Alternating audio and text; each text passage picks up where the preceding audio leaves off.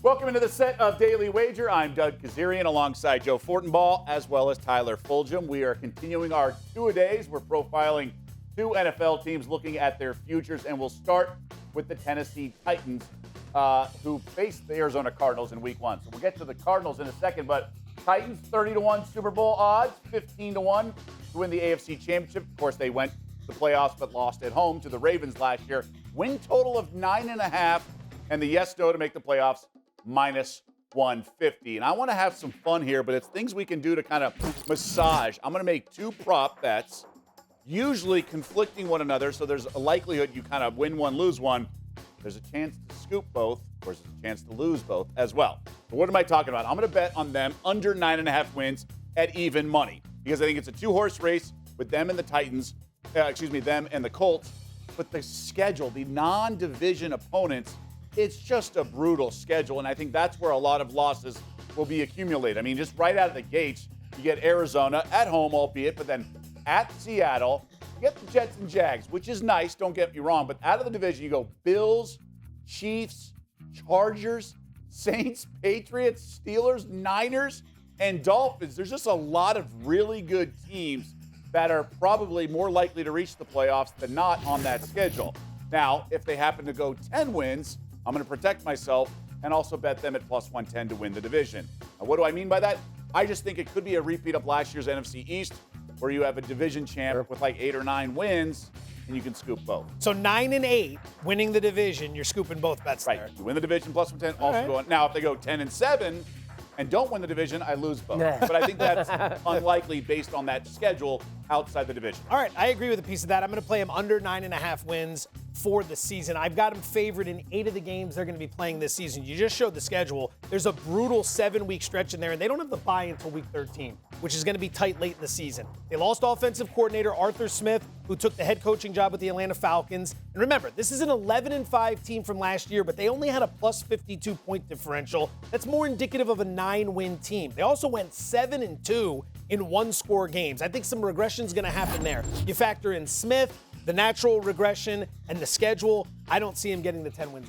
I want to attack Julio Jones because a lot of people are wondering if Julio is someone who is on the back 9 of his career, someone who's injury prone at this point. The guy's played 10 seasons in the NFL, and there's only been 2 instances where he has played less than 10 games. The guy is usually banged up, usually available to play. And there's only been 3 instances where he's had less than 1,000 yards. The prop for his receiving total, 1,000.5. He needs 1,001 to go over, and I would play the over there. He's still wildly efficient when he's on the field. And I think we're just kind of subconsciously remembering what we saw last and not the 9 years prior to that where there was really only 1 year where he played less than 10 games due to injury. He's been over 1,000 yards in 7 of his 10 years. It was not his rookie year with 958. Of course, last year, I believe his 3rd year in the league when he only played 5 games. So if he is able to stay healthy, which I'm going to bank on, more likely than not he does, he'll go over 1,000 yards. I mean, look, they got to replace Jonnu Smith, who they lost to New England. They have some threats, and they passed to set up the run. We know Tannehill, wildly efficient. Yeah, and they have a lot of overs, so they're going to put up some yards. Let's bring in Anita Mark. Anita, what's your perspective on the Titans? I don't think Tyler's going to like it. I'm going under in passing yards for Ryan Tannehill, which, by the way, my mom calls him Tannekill.